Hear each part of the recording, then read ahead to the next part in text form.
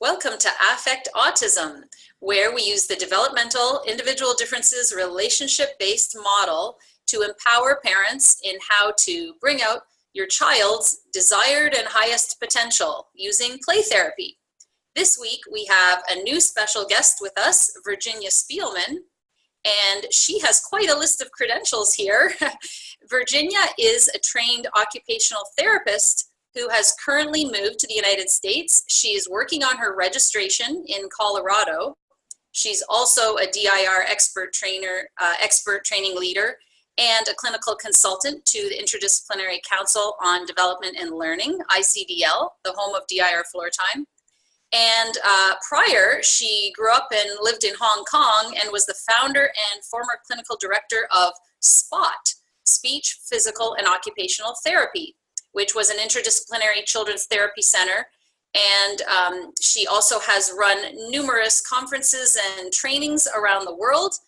And she's also currently completing her PhD in infant and early childhood development with an emphasis on mental health with Fielding Graduate University, which we have covered in other parts of the blog. So if you tune in to this podcast and want to see some of the links to everything that I'm mentioning, you can go to affectautism.com and everything will be there right in front of you. So welcome, Virginia.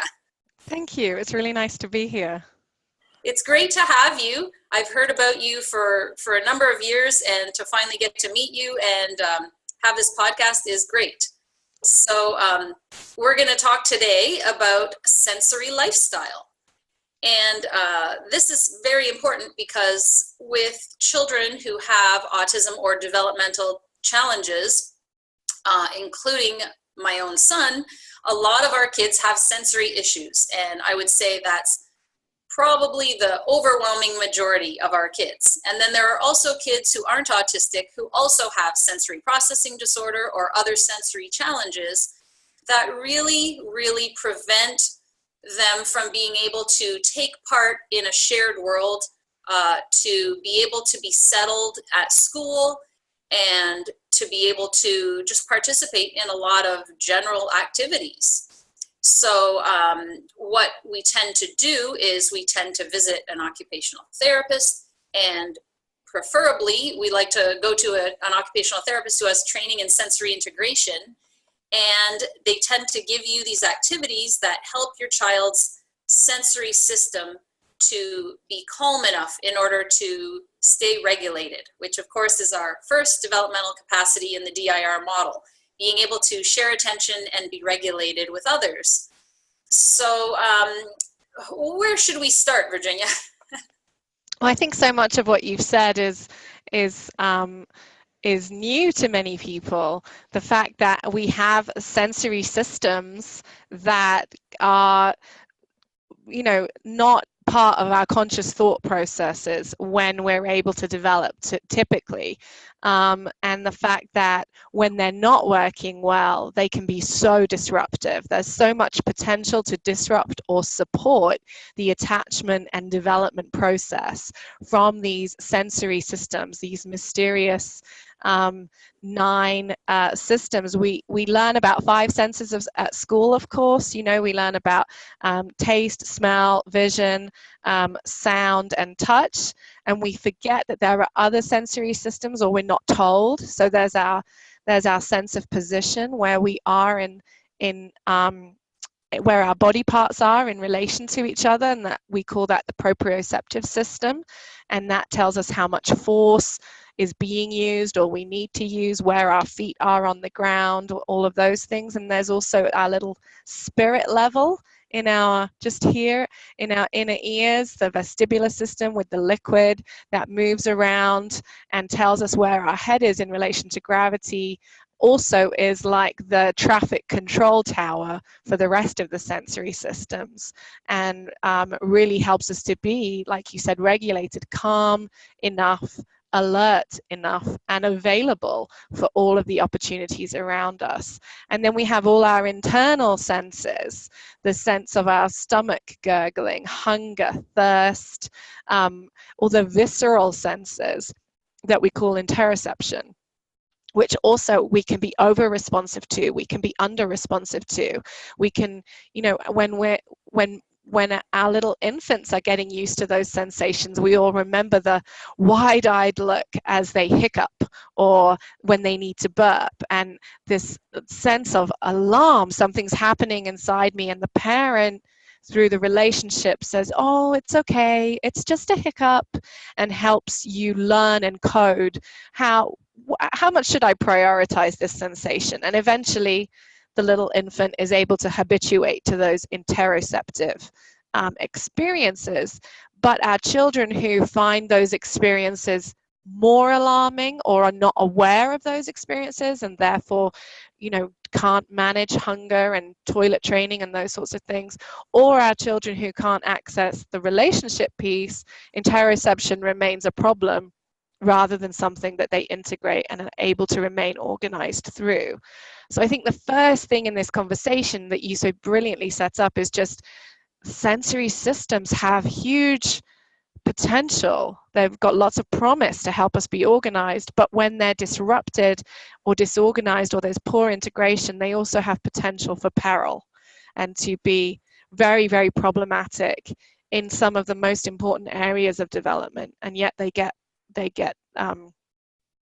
get enough of the conversation, you know, as So we what see professionals. was there a ninth system you're going to talk about? The five: Sorry. So proprioceptive, vestibular, interoception.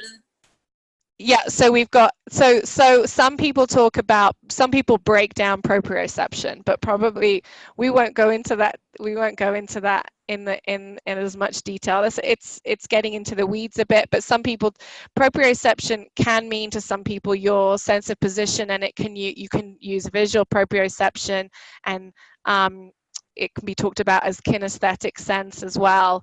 The sense of where your body is in relation to the body parts is what we'll refer to today as proprioception, which is in the muscle spindles, the muscle fibers, and the deeper layers of the skin. This is where I am in space, and it's really important sensory system to be well integrated. You can break down the movement sensors even more, and maybe that's a conversation that we'll have at another time, because obviously I find it fascinating. But there is some different terminology that floats around, and sometimes that can be confusing for us when we're trying to decipher what's going on with our children. Right. Yes. And anyone who's been following the blog at Affect Autism knows about the sensory processing profile that we talk about all the time. It's the I and the DIR model for individual differences. Every child and every person has a unique individual profile. For example, I don't like wearing picky wool sweaters. That is what do you call it? An individual idiosyncrasy about my, is it a that would be a tactile? Probably tactile, yeah. My tactile system, so my sense of touch. I don't like a lot of touchy-feely when people come and hug me all the time that I don't know. That's just one silly example, but our children that have the challenges. So let's talk about my little guy when he was born. The first month was a breeze. My pregnancy was a breeze. And then all of a sudden, whoa, what's going on? He screamed and shrieked his head off unless, and this was the thing, he could always be soothed. So I knew it wasn't colic. I just had to pick him up, move him around like crazy. So swing him side to side to side, up and down, bounce, bounce, bounce. I could sit him in one of those swings, moving around. He loved the jolly jumper. If we tried to go in a car seat or a stroller, whoa, absolutely none of it. He would shriek and start to shake and shiver and then throw up, like literally panic. So I literally wore him in a baby carrier 24/7.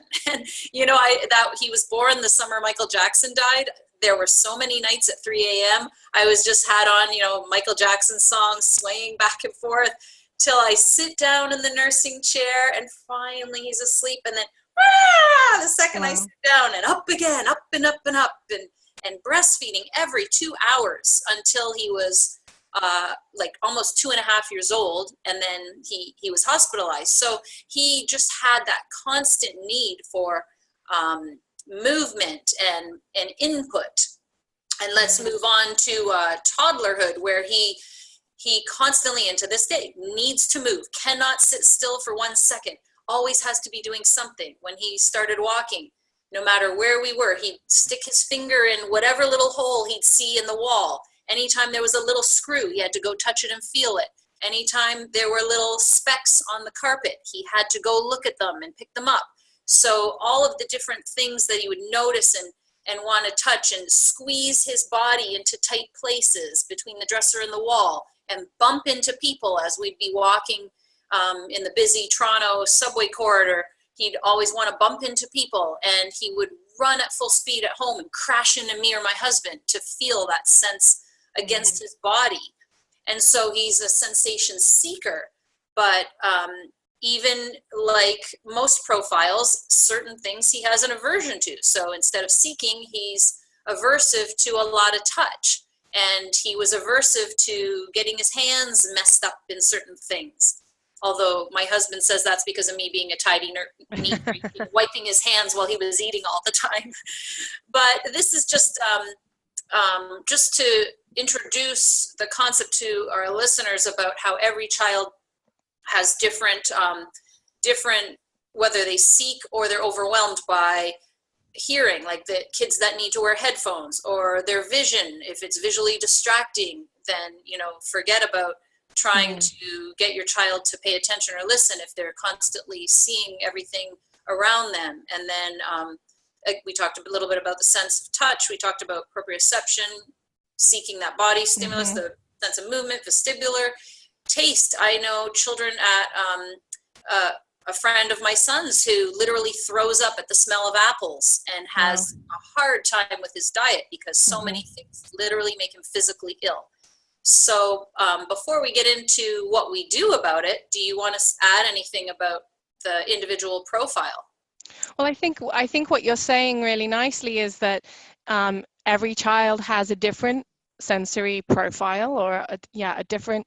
I think of a soundboard, and when you're at a concert or that someone's laying down a musical track, there are all these different settings, and every child's settings are different. And what's really important to remember is that across these sensory systems, whether you need to go into the weeds of movement with your child or not, each system warrants a further look. So you can identify there's something going on with the visual system here, and really what you want in utopia is an expert then on the visual system to really help you unpack that, because there are so many facets to it. It generally isn't just that this child is over responsive to visual or under responsive to visual. It could be that the different aspects of the construct of visual processing need to be looked at, and they all have their own individual settings. And so very often as we're learning about sensory, it's tempting to sort of perhaps identify a system and leave it at that. But in an ideal world, I think we would have professionals who work together, talk to each other, empower the parents to understand, well, the visual system, we can do a depth dive into that. In the auditory system, we're talking about hardware and software. We want to know what iOS the software is operating on. We want to see if some what areas need looking at, and everything's dimensional. There are facets to each of these systems. We're going to scare our listeners away with all of this stuff, but just to jump in for a second about visual, just to give a quick example, we brought our son to an developmental optometrist who checked his depth perception. So some kids literally see in 2 dimensions, not 3 dimensions yet. She checked that was fine. She checked his vision. He has 20/20 vision or whatever, but it's the processing of it. So what she found is that his central vision and peripheral visions are not yet integrated. So essentially seeing everything. And that's why when we watch model trains at a train show, he'll go right up to the model train, like literally 3 millimeters away, and watch it out of the side of his eye to get that focus and that see the trains go by. So that's an example of the visual system. Right. And I think rather than, I don't want to intimidate people, but I'd love to empower parents and self-advocates to really be comfortable saying, you know what, we want more detail here, and we want to look at all of these areas because they have so much potential to support or hinder the process of enjoying social interaction, of this person really figuring out and becoming their authentic self. It can be interrupted or supported by each one of these systems, and there are so many potential different settings that each individual has. So template therapies and protocols, proceed with caution, and just ask questions and seek professionals, and be empowered to do that, because you know the human brain, the human body are incredibly complex. And I just like to say something about that because, you know, our son had treatment at one of the top facilities in the world after his brain inflammation. And, you know, professionals are all doing their best, and kudos to them. They all have the greatest of intentions. But the occupational therapy he received was, you know, sit down, put these shapes in this shape sorter, see if you can draw a line. And it just, the more that I know now, like 5 years later, is to, like you said, let's ask more questions. Let's not do the template therapy, because every child is so different, and it's the sensory system that needs to drive your inquiry, and you need to know what's going on. Like you said, there's little settings that you need to set across each of these systems. And so really figuring out who is the professional that you're going to. Do they know what they're talking about? Do they understand all these systems in depth? And certainly there's going to be auditory specialists and visual specialists and different specialists that you can go to, and it can be an overwhelming process, but it's not something that has to be done all at once. And over time, a few visits here and there, and listening to some of these podcasts that I do about it and other people, you start to get a feel for where your child's difficulties are and how you can help support them. And let's jump in now to what we do in terms of intervention or support for a child like mine who really needs help to get through the day.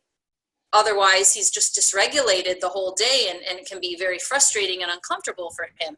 So putting in place what we call a sensory diet, where he gets bits of different activities to do throughout the day to help support his regulation. So can you tell us about what a sensory diet is? Well, I think when you talk about a sensory diet, you're talking about 24 hours a day. Some people use the terminology sensory diet to really refer to sensory breaks during the day, and that especially is prevalent in schools. The reason I'm in Colorado is because I'm fortunate enough to be working with Dr. Lucy Miller. I'm essentially apprenticing under her at the moment. I'm the Associate Director of the STAR Institute in Colorado for sensory processing. And Dr. Miller talks about a sensory lifestyle, which I think is really what you're doing for your son. Sensory diet sometimes refers to these breaks or these little supplements. It's like a supplement of sensory to keep a child at a table for longer, or for example. Let's give an example of that, which is that a school might say, before the child goes to reading or whatever, literacy lesson, we're going to bring them to the gym, and they're going to bounce on the bouncy ball or run around. Yeah. And then when they get back to class, they'll be better able to focus. So that might be what you're talking about. Yeah, so we'll give them a little booster shot of vestibular and prop, and then that should keep them going for 45 minutes while we sit them at a table with their peers maybe with some small minor accommodations, but it's this kind of supplement approach. And who wants to be on a diet? I don't want to be on a diet, so I had always thought, the sensory diet thing doesn't, the child whose need that meets is very, very close to typical range anyway. And in a sense is a little bit like lip service to the sensory needs of that child. So I had been talking in my own journey about a sensory buffet. Let's have a sensory buffet instead. And I want the child to have all the options that they need, because this child's needs differ from day to day. And at 10 a.m. every day, they might not need to bounce on the physio ball or push a heavy trolley full of books. But if they have options and they can identify, you know what, I'm moving out of that just right place of learning, and I need to nourish my sensory systems. I need to stay organized. I need to stay in that window of just right. What can I access? And it was a more dynamic process in my mind. And then I started my conversation with Dr. Miller, and really got to know her brilliant works. And she has said it much better than me, of course. And so she talks about a sensory lifestyle, which really resonates with me. Can you talk a little bit about who Dr. Miller is, just briefly, and Sure. her history for the listeners?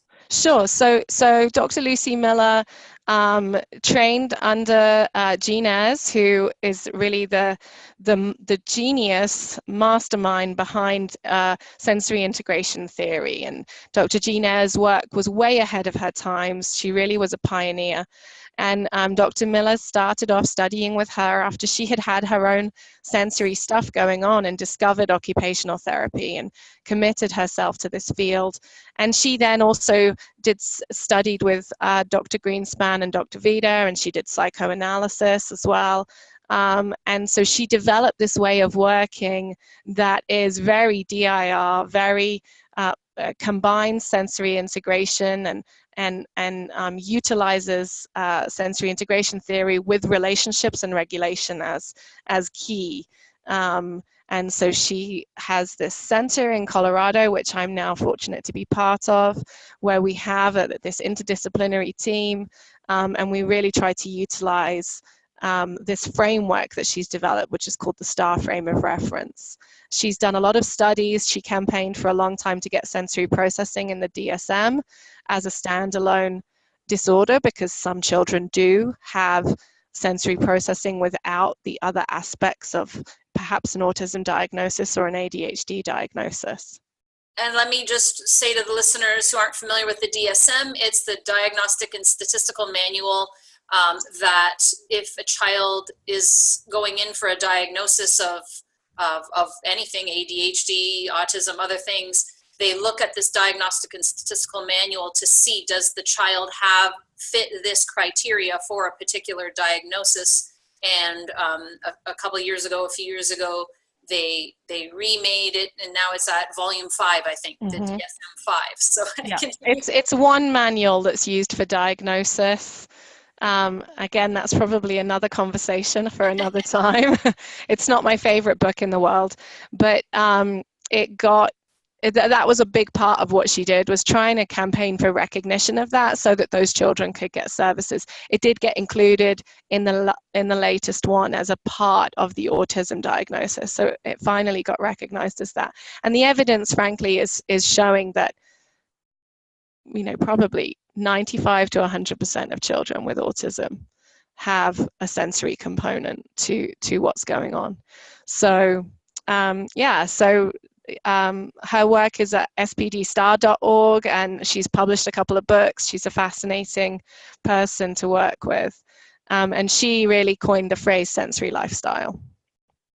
So before we get into some of the details of sensory lifestyle, can you talk a little bit about some of this research? Because it is sort of common layperson knowledge among professionals that there's really no such thing as sensory integration. It's just a theory. There's no evidence for it. And that is no longer true. So can you tell us not true.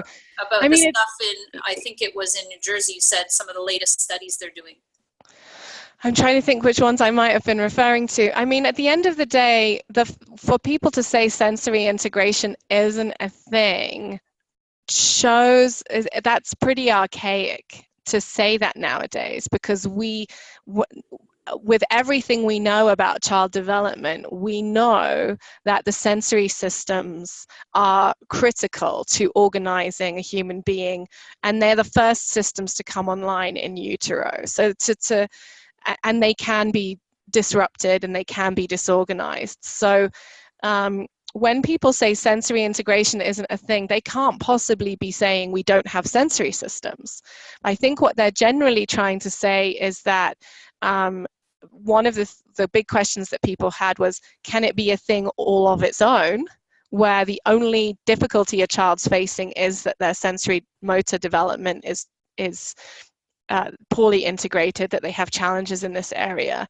Alyssa Marcoe is maybe who I was talking about, and she has, I think she may be on her fourth publication specific to this topic. Her team is prolific, but where they've shown brain differences and structural differences in children who, yes, they've absolutely identified it in children on the autism spectrum in the sensory processing areas, but they've also identified there's a group of children who don't have this diagnosis but do have structural differences and neurological differences in how they process sensory information from the different systems. You mentioned Liz Torres. Liz Torres's work is amazing. Yeah, I would love, and I should try and find some of the resources available online that make her work really accessible. And Liz Torres is really showing that sensory motor and the motor piece behind the autism diagnosis may well be central to what's going on rather than a peripheral issue. And so the fact that movement and sensory integration is so deeply challenging that it can interfere with a baby's ability to access non-verbal connection with their parent, that might be motor or sensory motor at the core, is a really important conversation that I wish was a bit more mainstream. So thanks for bringing that up. And so she's Elizabeth Torres, Torres, and she's written a book called Autism, the Movement Perspective, which is quite dense, but that's one resource that she has available. Yeah, I'll put links to everything we're discussing on the blog at affectautism.com. Yeah, thank you for that description about Jean Ayres and Lucy Miller and the whole background in relation to DIR and Dr. Stanley Greenspan. And now just letting our listeners know that this is now based in research. A lot of these pioneers were ahead of their time, and research is really corroborating everything that they studied and saw clinically. And so with the sensory lifestyle, I wanted to cover a few different things. So first of all, what does it look like for a child to live a sensory lifestyle, and what does it involve? And then talking a little bit about how the goal is not for parents to do everything for the child, but to move towards a place where the child can recognize these things in themselves when they're developmentally ready to then provide that kind of sensory input, which you alluded to earlier, for themselves. And well, let's start with that. Well, so we have our children who maybe are under-responsive to vestibular input. And so that means that they don't really have a grounded sense of where their body is in space, which absolutely fundamentally impacts their emotional development, their ability to access relationships. So we have this individual difference that leaves them feeling like astronauts walking through the world. And it means that so much of their neural real estate is committed to figuring out where their body is in space, that they get fatigued, that they don't have resources available for the higher level relatedness and learning that they're actually have the potential to do, but they're spending all their resources just walking around on the earth, right? I mean, it really is that fundamental. And so this child then needs something that's going to nourish their sensory systems in such a way that they can feel grounded. They can feel, this is where my body begins and ends. I can understand the space around me. I can start to learn about spatial relationships. And that means I can start to really lay down some nice numeracy skills as well as social skills. And, you know, so many areas are impacted by this system, for example. So to just give that child the trampoline every morning and then put them on the school bus, or to give them some swinging at 10 a.m. every day, or put them on a board that rotates at 11 a.m. every day, if that's going to do something, but if we could help this child feel grounded and know where their body is in space, so that that can become a subconscious process and free up the neural real estate so that the frontal lobe can come online, so that learning can happen, then we want to do that. And that's the aim of a sensory lifestyle. So at first, it would be developmentally appropriate for the adults in that child's life to be figuring out what their needs are. And one of the questions you have to ask when you're doing that is, we talk a lot about what's socially appropriate. So, you know, this child needs to bounce all day, and someone might say, well, that's not socially appropriate. And so then one of the questions we're asking when we're doing this investigative work is, what does this child need? What's organizing for them? What is truly disruptive? What is my personal preference? And how can we find the sensory lifestyle for this child that works best for them, but also honors everyone around them? And sometimes that means that we have to change our expectations, right? Absolutely. Right. And just to give a little insight into what you said, which is something that's really important, so I wanna really stress it. You said that it's taking up so much neurological real estate for the child to simply process things that we take for granted. So I've seen something online, actually, there's a girl a woman, she's now a young woman in Toronto named Carly Fleischman, who is a self-advocate, and she has made, she's amazing, but she has made a wonderful video that gives you a sense of what it's like for her to be in a coffee shop. And it just shows you, like, imagine if that were you, hearing every noise, every piece of every conversation, every door shut, every time the door shuts and opens, the grinder, you know, like everything is amplified. And she's trying to filter out all this information while her father's asking her, what do you want to drink? Now, Carly is nonverbal, so she's in her head saying, I can't remember what it was. I think she was asking for a latte or something, and the dad said, okay, I'll get you a tea, or whatever it was. He misinterpreted what she said, and just what it's like to feel so misunderstood and not being able to communicate. And so someone also used the example of sitting in a room with flashing fluorescent lights grating on us with loud screechy noise. Would you be able to focus and do what you're doing? No, we couldn't. But yet our children are going through, a qualitatively similar type of thing in their own sensory profile, whatever it is that's impacting them. And so it's so important to know this, because everything in our society is so focused on discipline and compliance. Right. How can you expect a child to comply when they're dealing with this all day long? All day long. Yeah, and they're either disorganized by the lack of data from their body, or they're overwhelmed by too much data from the environment, or both, or the opposite. They're bombarded rather than able to habituate, rather than able to prioritize and focus, and therefore develop a skill like attention.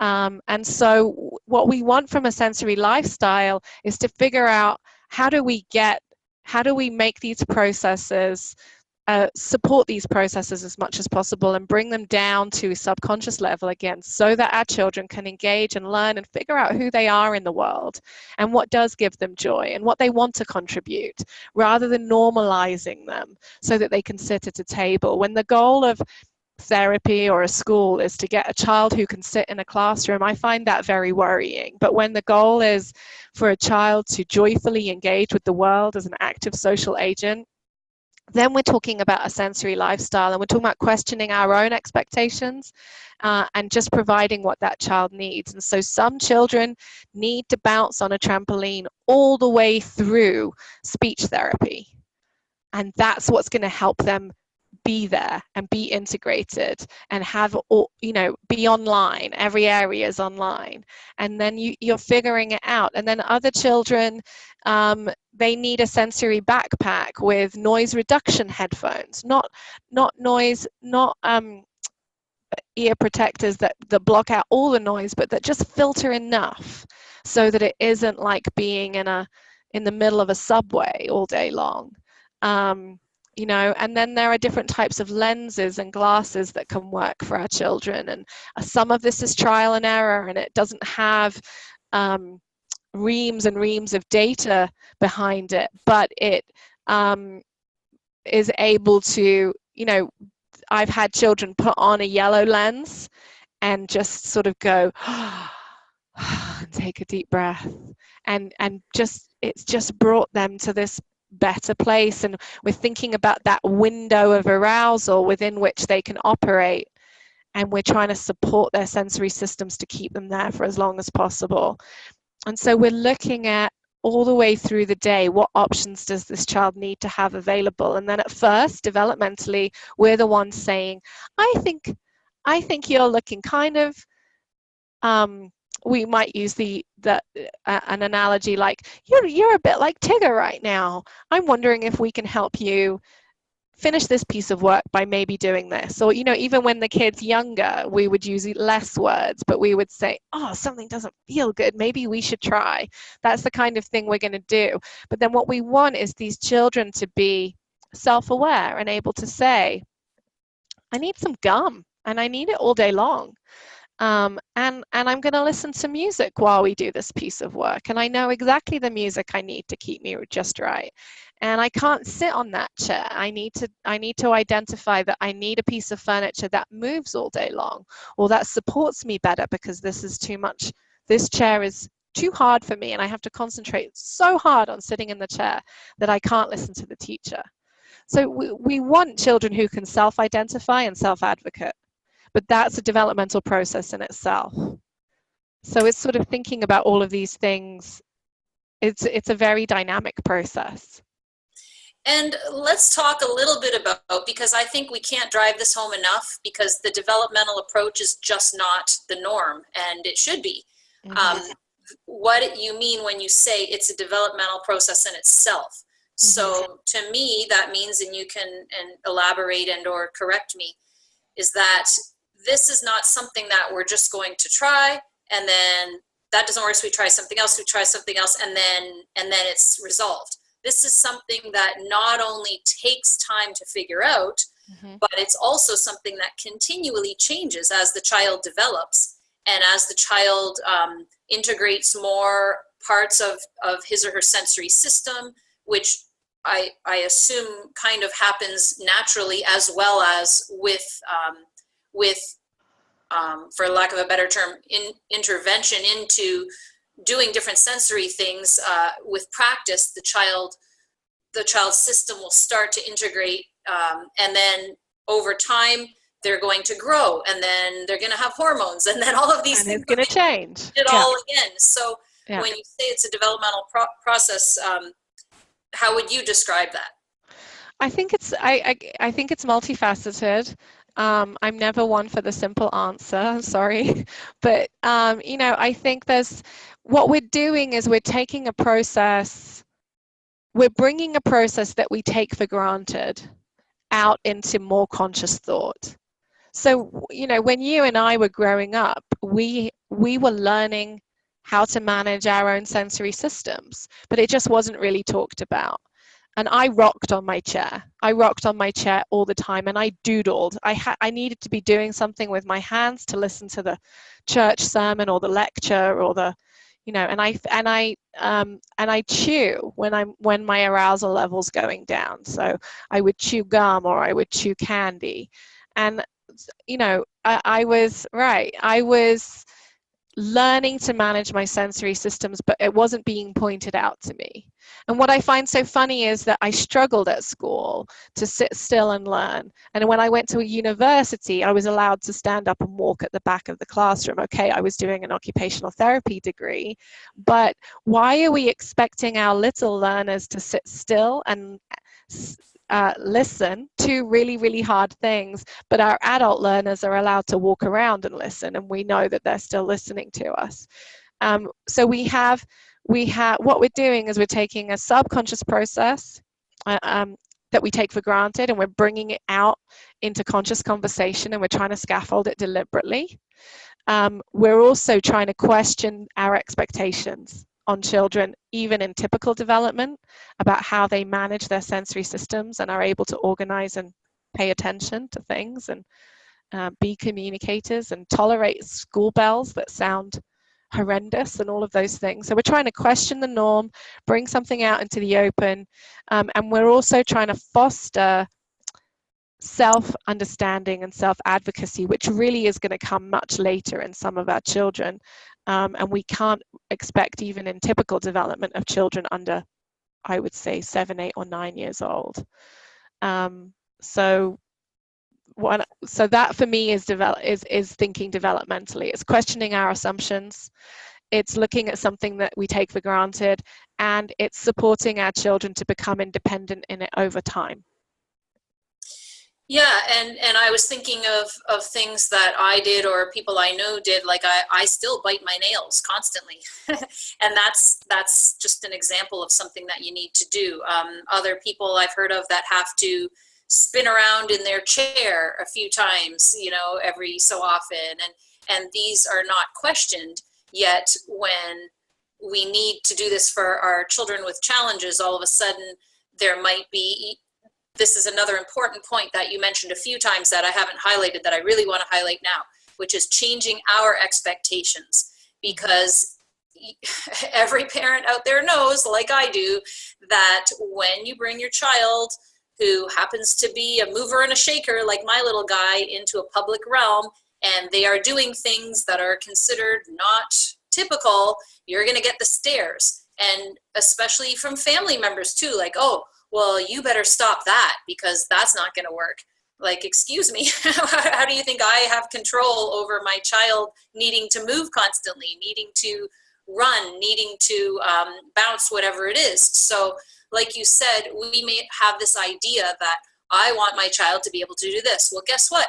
Your child isn't able to do that. So you're going to have to reframe what your expectations are. And let's instead, this is the DIR model to its core, focus on the child. What does the child need? What is the best way to support this child through their development, and really attune ourselves to what the child's experience is and providing that support. So I will forever be my child's number one advocate if someone gives us a funny stare, because, you know, he can't help it when he looks at things, he's excited and he's jumping up and down and flapping his arms and talking at a super high volume.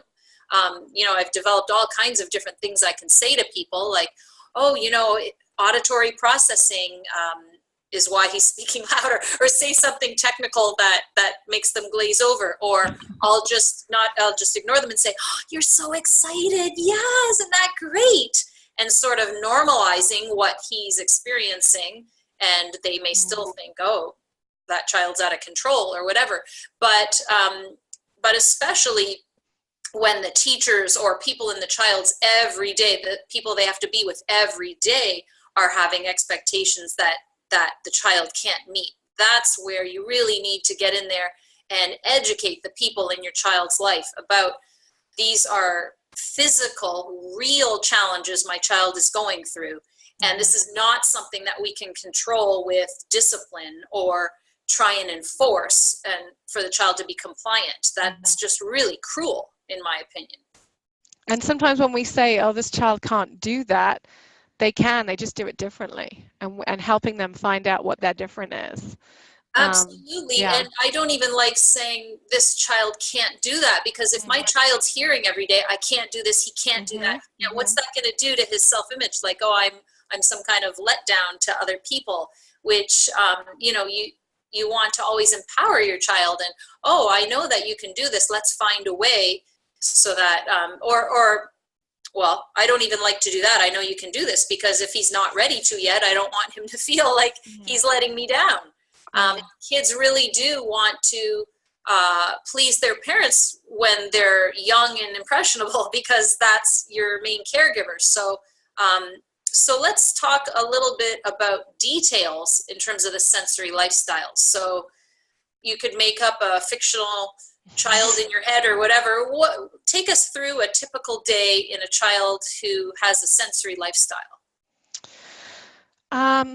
I think one of the biggest game changers for me has been children who need to move, and their parents are trying to support their sensory lifestyle, and especially living in Hong Kong, where people had small, tiny apartments.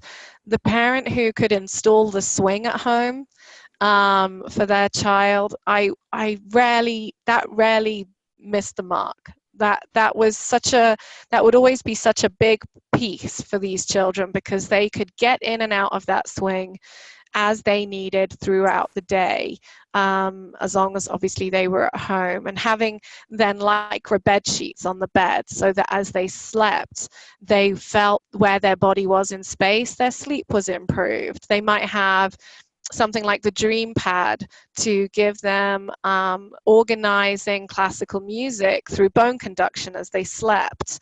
And so even sleep is considered in the sensory lifestyle. The way that the parent dries the child with the towel at the end of the bath is through firm touch in a particular way that's very organizing, with a soothing voice. And so every minute of every day is nourishing for the sensory systems. Having a sensory backpack with glasses that a child might need inside it, a toolkit, maybe something that the child can chew. There's a ruler that you can chew and flick and touch and play with. There are things you can put on the end of your pencil. There's jewelry that you can chew. You can have furniture that provides real movement, and if you can't have that, then one of those move and sit cushions, it'll give you a little bit. Standing desks at school, having options for where to do work, rather than the same table and the same circle and all of those things. Monkey bars at school, being able to access the monkey bars, they're brilliant. If a child is able to use monkey bars, often that's very organizing and nourishing, because it hits a few sensory systems at once. So there's lots, you can have clothing that's supportive rather than disorganizing, and you can use snug vests that provide pressure if that works for your child. So it's this way of thinking about the day, rather than thinking about keeping the child at the table and supplementing their day. It's thinking about keeping them online, organized, feeling good, feeling grounded. And I just feel like that feeds into everything. And specifically this piece that I think is so important, of them being able to figure out who they are in the world. And if they're disrupted by their sensory systems all the time, then they never get to that place where they can figure out, this is me, this is what I believe, this is my internal moral compass, and all of those pieces, they don't get there. But when we have every minute of every day supporting them through these different techniques that hopefully an occupational therapist would help you identify for your child, and your child will certainly let you know what works and what doesn't, then we're setting them up for much more success. So what does a parent of a child who's still developmentally younger and not really able to say, yes, this feels good, or no, this doesn't, or I'm feeling dysregulated, what do I do? Do we just sort of go in periodically and and bring the child over to a Lycra swing, for instance, and get them in there and spin them around or push them and see what they like. And then maybe later give them a deep massage, or even I know Maud LaRue likes to say, give deep pressure massage right when they wake up and before they go to bed can sometimes Right. be the best thing a busy Right. parent can do who doesn't have time to think about other things. I think, so the first thing I would say is with the child who's not yet speaking or who's not going to speak. Or even a child like my son who's very verbal, but he's not yet able to say what he wants or what he needs. He Right. never tells us when he's hungry, for instance. Right. We'll know he's Okay. starving. So then, well, the first place I would start is working on all the caregivers in that child's life ability to read all the other ways that that child's communicating. And so facial expressions, tone of voice, body movements, gestures, and micro expressions, expressions that are only there for a split second, they're all rich in communicative information. And there's often intent behind those pieces, but we miss them because we're looking for words, and words are only 7% of communication. So if we're trying to figure out what's working for our child, the first thing we need to do is make sure that we're able to identify that this child's experience is different from my own, and I want to become an expert in how they communicate. And so the sounds, the looks, the eye contact, the lack of eye contact, the turning of the body, whatever it is for that child, become an expert in their communicative signals so that you don't miss a beat, because they're probably telling you a lot more than typically we would pick up on. Yeah, and certainly behavior as well. When our son starts to get cranky and starts throwing things and knocking things over and just becoming what, stereotypical teachers in a school would say, oh, a behavior problem. That's when we know our child is really getting hungry or really getting tired. Yeah. So asking the why, looking for the communication behind the behavior. And then we don't impose sensory experiences on our children. So, being able to recognize again that this is an individual separate from me, and just because I like swinging, he might not like swinging. It might not be the most calming thing for him. And so I'm not going to make him get on the swing. I'm going to enable him to organize his body so that he can access the swing if he wants to. But the second he tells me that this isn't right for him right now, I'm going to honor and respect that. And I'm going to so considering consent as part of the process when you're establishing a sensory lifestyle is paramount, and giving a child a way of saying no and then honoring that no is critical, because otherwise we're just going to be imposing things that are not going to be scaffolding that development, but are rather going to be contributing to the disruption. So we make things as accessible as possible. If you can access an occupational therapist who's trained in sensory integration, DIR, and the STAR process, perfect. Hopefully they should really be able to help you be that detective and figure out what works. Otherwise, then I would, probably through your blog, encourage people to try and find other resources and support groups and so on that are going to really help you be this kind of detective that establishes what's going to work and what's not going to work. Deep pressure massage generally is a really good organizing place to start, and it's very relational. So that would be a nice, powerful thing to try, but just remembering to check in with the child. What are they really telling you about how they feel about this experience and how it makes them feel? Absolutely. And are you aware offhand of any books or resources that parents can access with sort of, like you said, the buffet, the list that they can then go through? I'm going to try this, I'm going to try this, I'm going to try this, I'm going to try this, and then they can start to find out what works for their child, because, there's so many different things. There's the bouncy ball. There's the bouncy ball chair that is a bouncy ball inside a stable base so that it doesn't move, but they get to bounce. There's swings that are hard swings. There's Lycra swings. There's this and that. And then there's like you mentioned, the deep pressure vests, and so many different things. And so many different opinions about all of the things. Yes. I mean, there's the Sensational Kids book by Dr. Lucy Miller, and then there's her other book, A Secret, which the concept behind that is that it shouldn't be a secret. So that's supporting sort of sensory problem solving, and that's a lovely tool to work through, ideally again with an occupational therapist, but it's, you know, identifying an area that needs support and how to implement that support.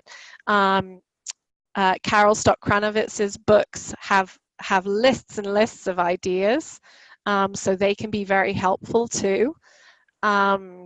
Yeah, so there's a few different books. I can maybe email you some more ideas afterwards. Sure.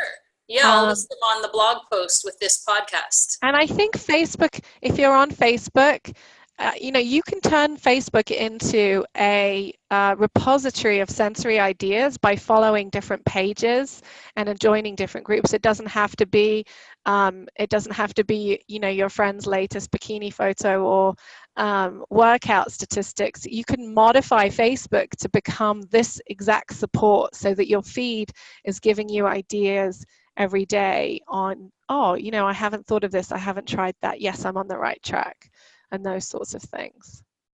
One of these days I'm going to actually learn how to use Facebook. Right now I just post my blog each week, and that's about all I know how to do. I've turned it into, I basically just follow lots of people that share the latest research. So it's a lazy man's version of getting a journal on the areas I'm interested in. Right. Well, I just can't thank you enough for taking the time to be with us and let our listeners know more about this sensory lifestyle. Certainly it was an introduction, and hopefully if people are interested, they will pursue finding a sensory integration occupational therapist, preferably one trained in the DIR model, to work with the all of the different capacities that we talk about in floor time, the regulation, the engagement, shared attention, attuning to your child, all of these things, and sensory lifestyle. So we want to aim towards providing our children with the breaks that they need and helping support them to the point where they can let us know what they need and have access to that throughout the day. And thank you so much, Virginia. Thank you. It was such a pleasure. And for more information, look at the blog post that's with today's podcast at affectautism.com. You can search the name Virginia and it should pop up right away. And until next week, here's to affecting autism.